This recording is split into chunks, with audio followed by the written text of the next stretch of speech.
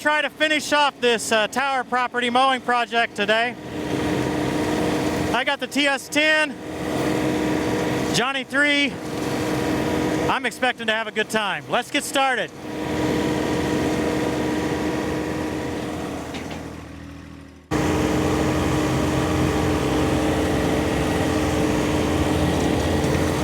You're mowing down beans. I don't have any choice. He just keeps planting closer and closer. I actually think the property line for this tower property is out another 25, 30 feet.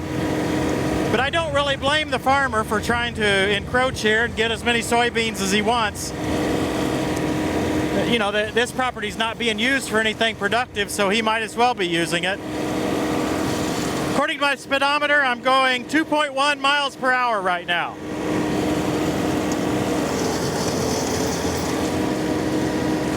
I haven't had a chance to look at the cut quality yet. You guys will have to see for me until I get to turn around. Yeah, that's too much pain to turn all the way around there, right? But typically one thing I really like about this combination is how the mower picks up, lifts up that grass and doesn't leave much of the tire tracks. He does a great job. I'm gonna mow around the whole property here a couple of times maybe so that I can kind of get it opened up and have some place to turn.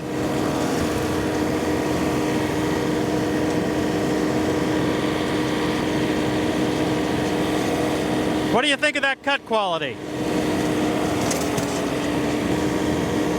Yeah, some of this, I don't think we even mowed it last year. I left some of this just left it grown up last fall thinking it might be a good, just good for the wildlife. So I'm gonna mow it all this year. I'm not having any issue with Johnny 3 having enough power at this speed.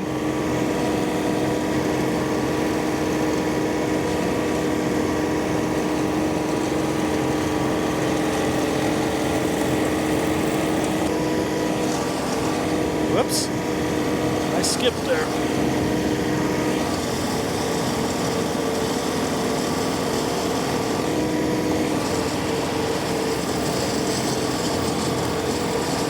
Christy's making fun of my skip here, so I better get it fixed.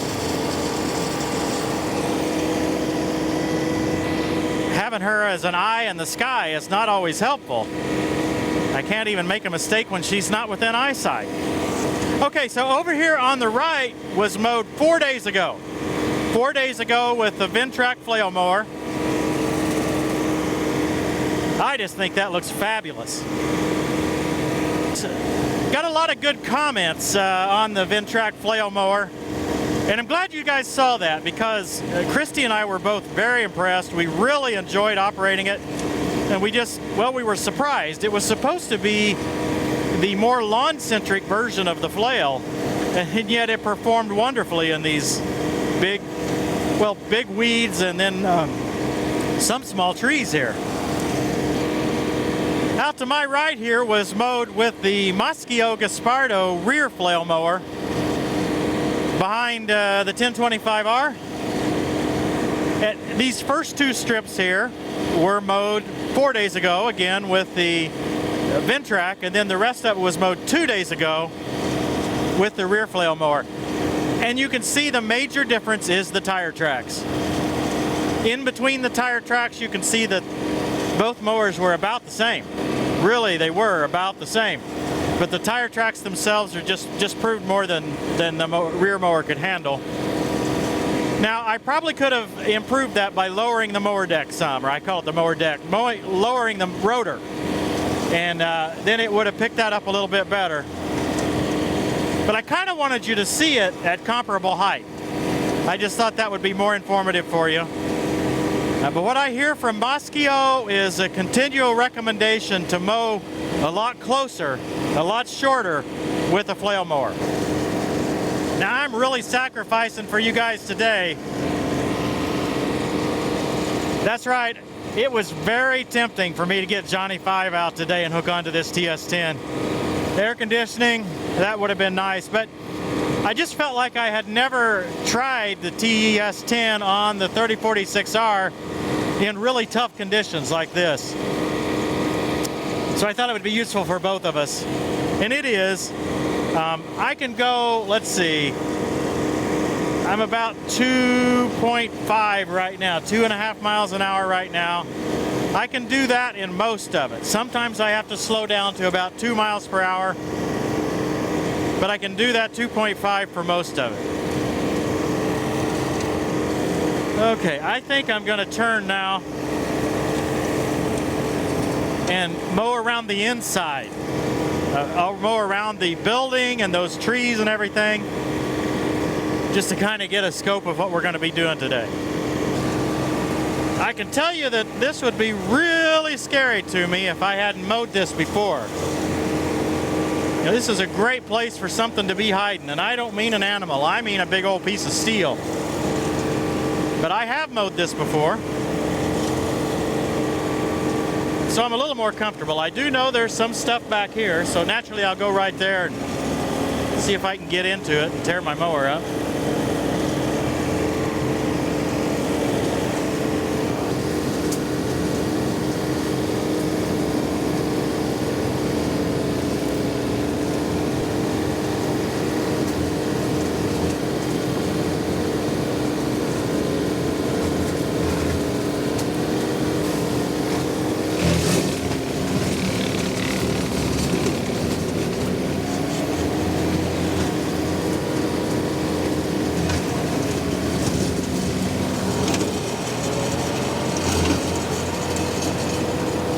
Now this is where we used that tree saw this spring, and I never did get back here and clean up any of that, so there was some fairly big trees in there.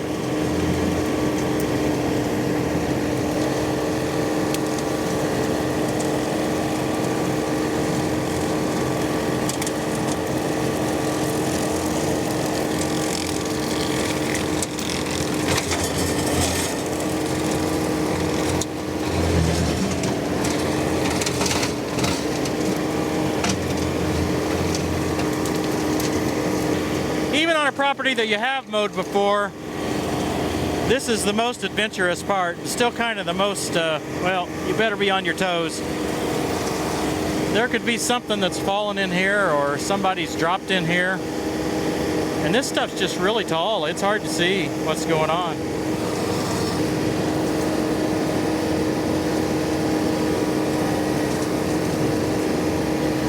I just have to raise up over some of that. That's what happened right there. I just had to raise up. I know there's some trash and all in there. You can see I hit that one orange thing. I don't know what it is. I hit it a little bit every year. Guess I ought to get it out of there. Somebody's saying, why don't you get it out of there instead of just hitting it every year? We really don't know how long this tower project will last. We don't know how long that the tower will even be here. I still don't think anybody has leased it. I think it's not being used, and most of this property on 3 sides of this tower is a part of the 2,200 acres that's going to be in that new subdivision, assuming it happens. Of course, it, you know, given the housing situation, interest rates, and all the economic issues, who knows whether it'll happen in the near term either. You know, I hate to wish ill on anyone, but in this particular case, I'm kind of hoping for a housing collapse. I hope you understand what I'm meaning. I just don't want to see those 8,000 homes any sooner than I have to.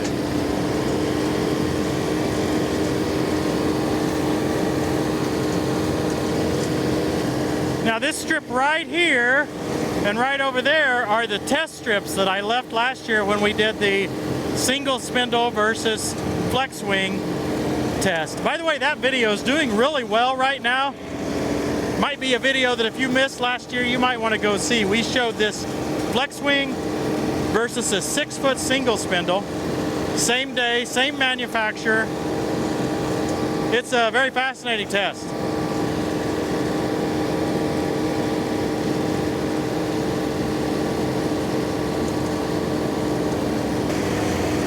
It's really hard for me to figure out how to mow this most efficiently.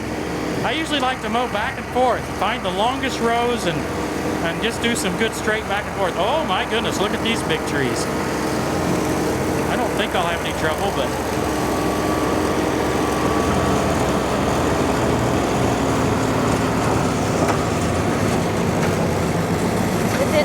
pickup.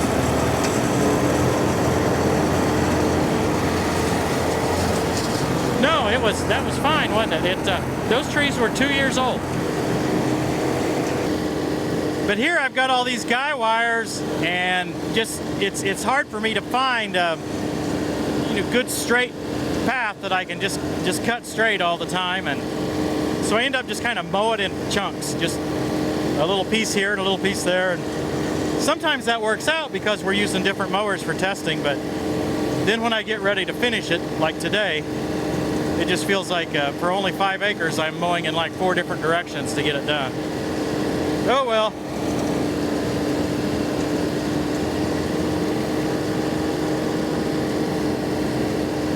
Yeah, I think I got all those trees. They're gone.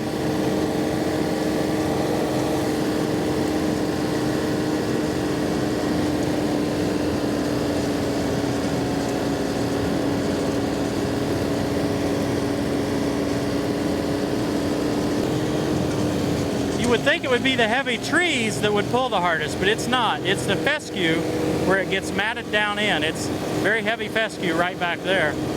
These trees won't cause it any issue.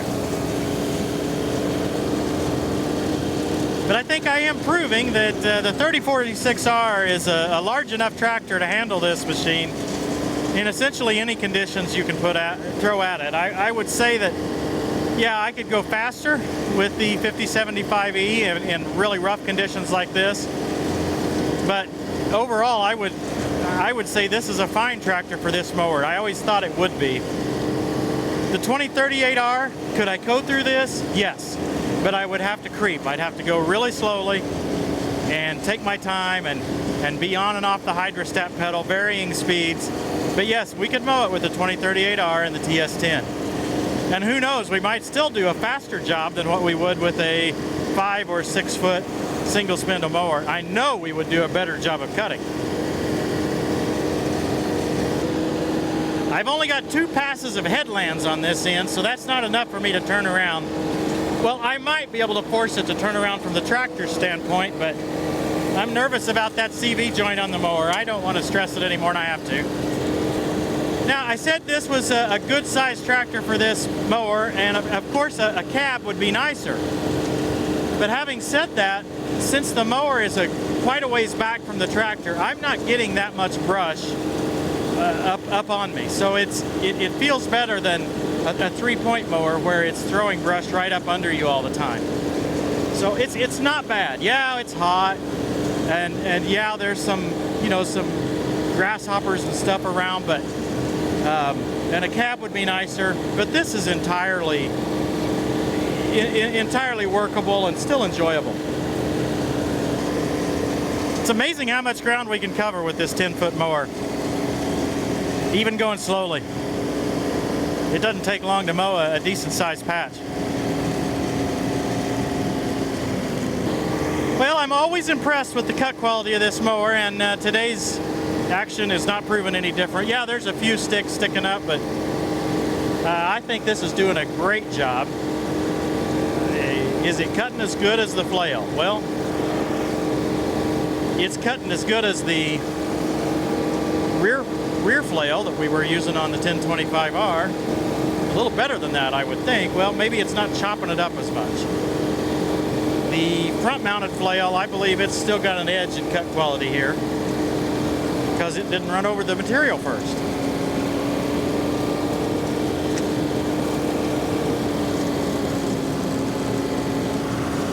Man, that's thick stuff. Yep. It's thick stuff. It's pulling the tractor down some.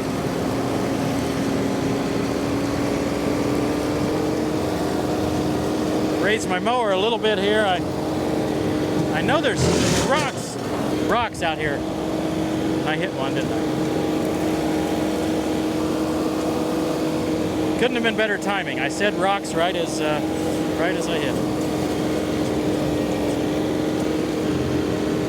I just don't know exactly where they are, right? It's hard to tell. They do not make themselves obvious until too late. It's sticking way up. I really need to get back here and dig these out.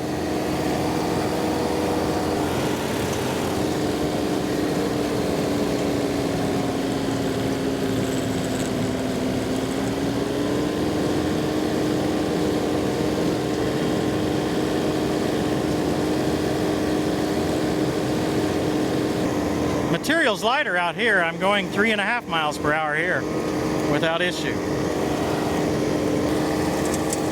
I'm just going to turn around and skip what I have to skip. I'll pick that up later. Now this was all covered with brush, trees that were over our head, a bunch of cedars. We show this in some early episodes. We've been working back here for, I believe this is at least the 3rd year. And so we've cleared a lot of it up. We do have that one area of trees left. I'm kind of waiting for some other miracle attachment, I guess, to get the rest of those. Not sure what it is yet. If you make a brush removal attachment that you think will solve that, let me know. Been mowing here a good while, and if I were mowing with the 1025R, I would have had to have checked the radiator because I would be overheating. But no overheating here. The coolant temperature is staying exactly where it was when I first started. So this one's got some sort of better cooling system or better way of filtering. I'm not sure what it does differently.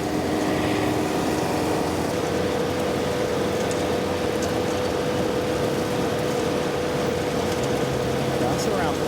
There you go.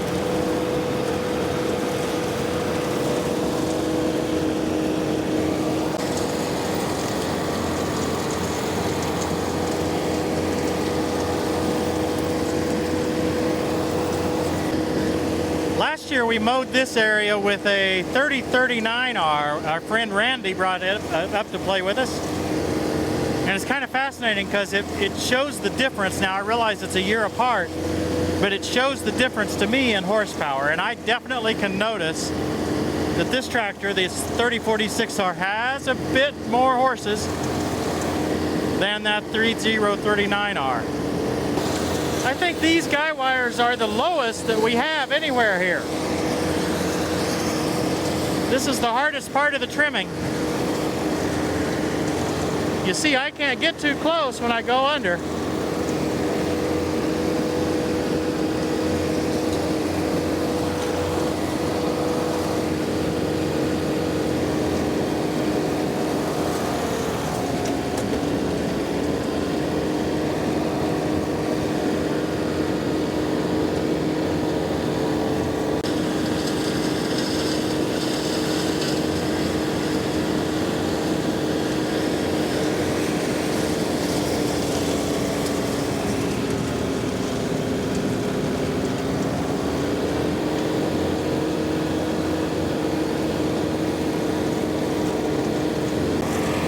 Quite the setup going on right now. This is probably one of the more complex audio and video setups we've had for quite a while. Let me see if I can explain. Christy's flying the drone. That's the only camera we've got in the field right now, is the one I'm looking at here waving, hello, hello. Christy and I are talking to each other with our ISOtunes. We have a regular phone call between us. I don't know what just happened there. And so I'm controlling the audio. So I've got an audio controller here where I'm controlling the levels of each audio. Now I know a lot of you are probably saying, I have trouble hearing you over the tractor. Well, yeah, I'm sure you probably do, but hey, it's amazing to be able to hear anything over a tractor pulling a mower wide open throttle.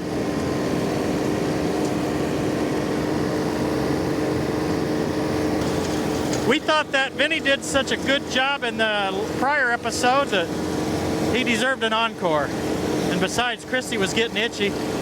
Well, she's probably getting itchy because of her allergies and all this stuff, but she was getting itchy to drive the mower. She'd been running the camera all afternoon. You know, I think the next time we need rain, we need to come back here and do something on this property, because it seems like every time we're back here, about the time we get done with our project, it starts to rain, and that's happening this time too, but I think we're going to make it. You know, one other thing I should mention about our audio setup is we can totally separate Christy's voice and what's going on with her microphone from my microphone. It's quite fascinating. Now, a lot of you are probably going to ask, well, what audio system you're using? Quite frankly, we just don't want to get into that. It is very piece together a lot of different things, and it's multiple thousands of dollars, and most of you are not really interested, and those that are, well, you can figure it out for yourselves.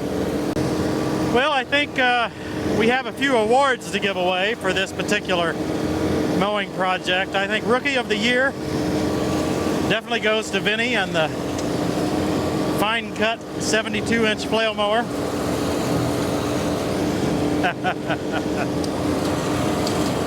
I think best cut quality, again, goes to Vinny and the flail mower. I think the overall most efficient mower will go to the TS10, although this particular entry didn't do as good as what it might have last year when we were running with the 5075E and cab, because that made a much more comfortable and much more efficient operating platform. I mean, that made it really enjoyable. I think we had Ken from Bolt On Hooks here for running that tractor, and I couldn't get him out of it. Overall this year, I don't think there's any way but to give the grand champion to Vinny and the 72-inch flail mower. You agree, Christy? I agree. Vinny's really pulled his weight here on this particular project. Folks, I hope you've enjoyed it. I think this is the last of it. Thanks for watching, everybody. We'll see you next time on Tractor Time with Ted. The name of the Lord is a fortified tower. The righteous run to it and are safe. I'm going to show her up a little bit on trimming here.